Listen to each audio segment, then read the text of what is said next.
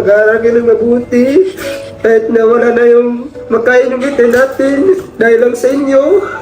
Dapat na magtulungan kayo. At hindi na ako makatulong sa inyo kasi malayo na ako. Yeah. Mag-aaral ka ng mabuti. Hanggang si Lola. Lola.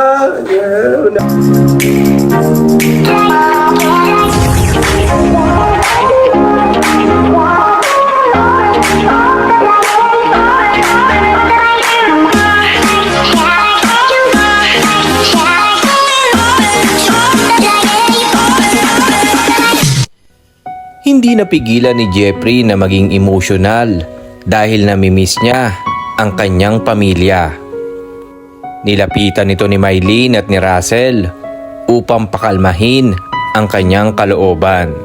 Alam natin na pagdadaanan ni Jeffrey ang ganitong sitwasyon. Naiintindihan din siya ni Pugong Biyahero dahil danas na niya ito sa kanyang mga scholar. Si Mylene, si Russell, sila din ay nakaranas ng ganitong lungkot katulad ng nararamdaman ni Jeffrey ngayon.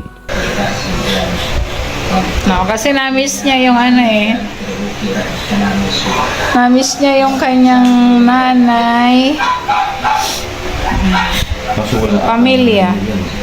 Naniniwala kaming malalagpasan mo yan, Jeffrey. Isa lang yung pagsubok, daan patungo sa iyong pangarap.